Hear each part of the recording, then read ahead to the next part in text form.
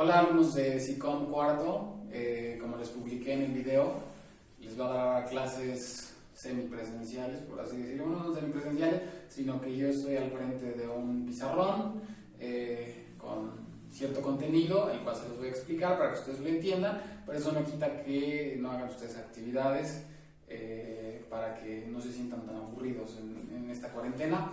Primero que nada decirles que la verdad esto es un pizarrón improvisado que tuve que instalar aquí en un cuarto de la casa. Obviamente, como se darán cuenta, hasta el contorno está improvisado. Yo lo hice, la verdad, yo mismo lo monté. Yo sé que si me hubiese ayudado alguna mujer no hubiese quedado tan asqueroso como yo lo hice, pero bueno, tampoco tenía una obligación como que de ayudarme la señora que aquí me ayuda. Qué redundante, ¿no? Bueno, para entrar en tema, primero que nada, vaya a hacerles la mención que desafortunadamente la pandemia es un hecho de fuerza mayor, es decir, ni son culpables ustedes, ni soy culpable yo, ni es culpable la escuela, sino simplemente por cuestiones de salud es que nos vemos en esta situación, ¿no? De dar las clases así, que ustedes aprendan de esta manera. Yo sé que a lo mejor puede ser difícil porque no estamos acostumbrados a lo mejor, ¿no?, a esta forma en la que nos tenemos que adecuar educativamente, pero yo creo que sí es la mejor manera que podemos hacer o utilizar las tecnologías de la información para que ustedes no pierdan este periodo, este tiempo de clases, ¿no? Porque bien, podríamos esperar que la Secretaría de Educación diga, no, pues saben que se suspende y el próximo semestre retoman. Entonces ahí ya ustedes perderían 6 meses que estoy seguro que en un futuro se van a lamentar si es que no siguiésemos con estas actividades en línea, que si nos esperábamos a una cuestión presencial. Bueno, esa es meramente mi opinión, ¿no? Ahí cada quien de ustedes sabrá qué es lo que piensa respecto de las clases en internet, pero bueno, al final, queramos o no, nos tenemos que adecuar tanto ustedes como nosotros, ¿sale? Entonces, bueno, eso en primer término. En segundo término, pues bueno, lo que les manejaba en el temario de la primera semana está aquí plasmado a grandes rasgos. Una parte está plasmada ahí, la otra se las voy a explicar conforme a esto. Hay ciertas actividades que a lo largo del video yo les voy a comentar, que tienen que contestar preguntas o que tienen que hacer tarea, ¿no? Entonces, básicamente, y aunque no lo quieran, tendrán que aventarse todo el video para saber qué actividades son las que tienen que realizar, porque obviamente ustedes van a entregarme cierto reporte de esas actividades, ¿no? Entonces, pues bueno, sin más preámbulo, inicio con lo que es la clase. Vamos a ver la ley de telecomunicaciones, ¿no? Lo primero que vamos a ver, ¿cuáles son esas vías de comunicación? ¿Qué es una vía de comunicación según la ley de telecomunicaciones? Esta ley de telecomunicaciones lo que nos regula es tanto la cuestión de la televisión como la cuestión de la radio, que está enfocada hacia ustedes. No solamente regula esa parte, sino regula también lo que es el internet y lo que es, por ejemplo, la televisión por cable.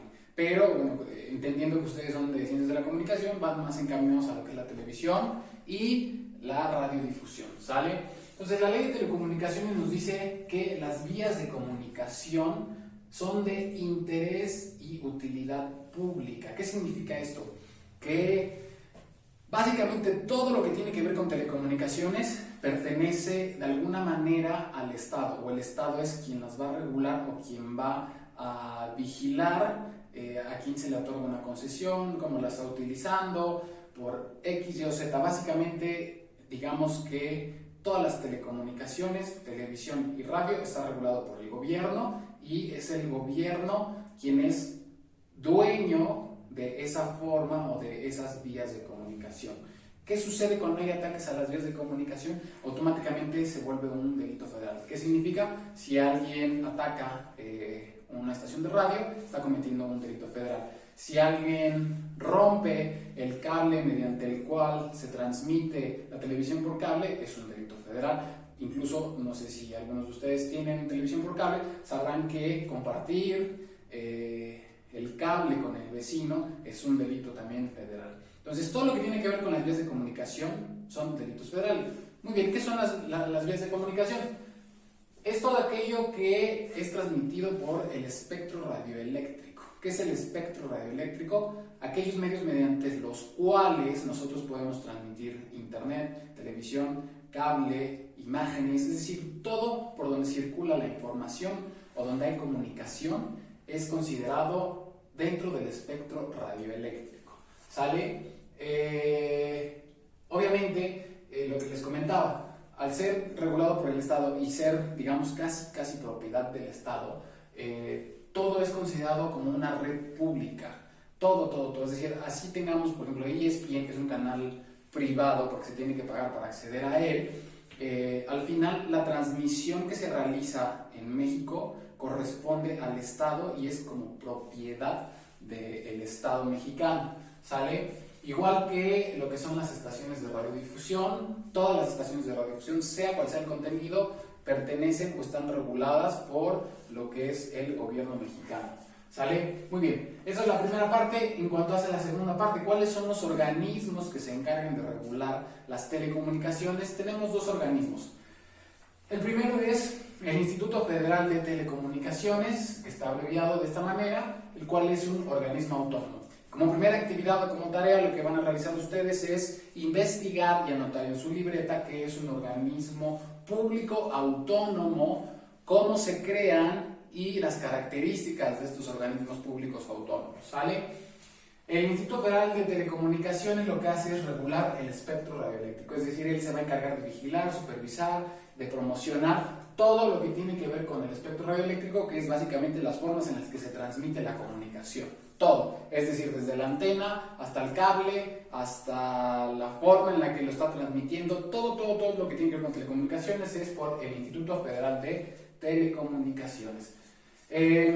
Una vez que ustedes entiendan por qué es un organismo público autónomo, podríamos saber o entender que este organismo lo que busca como tal es la vigilancia sin que el Estado intervenga en vigilar los contenidos de los programas. ¿Qué nos garantiza que este organismo, que no tiene nada que ver con el gobierno, que es creado por él, pero no tiene nada que ver con el gobierno, sea el que regule las telecomunicaciones? Pues es fácil.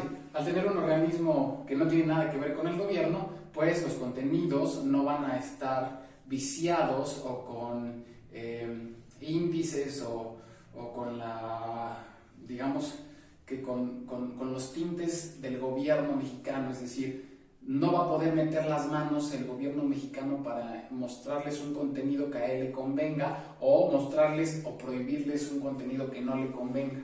Por eso es que es un organismo que nada tiene que ver con el gobierno.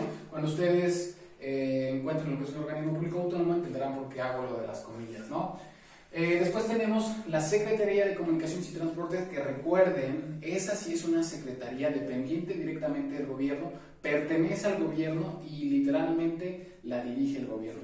Pero en este caso, lo que hace la Secretaría de Comunicaciones y Transporte, ellos dan una opinión técnica favorable a las concesiones. Entonces, más o menos con las pistas que les he dado, podríamos entender que quien da las concesiones es el Instituto Federal de Telecomunicaciones, pero quien, digamos, como que respalda esa concesión es la Secretaría de Comunicaciones y Transportes. ¿Por qué? Porque ellos hacen un estudio para determinar si la persona o empresa o sociedad que quiere un canal, que quiere una concesión, cumple con las características que debe de tener para poder otorgarle esta concesión, ¿sale? La Secretaría de Comunicaciones y Transporte no solamente da esa opinión técnica, también se encarga de proteger y darle mantenimiento a lo que son los satélites. Actualmente todas las telecomunicaciones forzosamente se ve a través de satélites, incluso hasta el internet, la información, todo lo que se transmite es a través de satélites. Por eso la importancia de ellos, y ahí sí que sea el gobierno quien se encargue como tal de regular esta parte, ¿sale? Entonces, bueno, ya tenemos estos sujetos y ahora bien, nos vamos a lo que son las concesiones. Las concesiones, existen dos tipos de concesiones. Una que es la concesión única y las concesiones privadas. Ahora bien, ¿En qué se diferencia la concesión única de las concesiones privadas?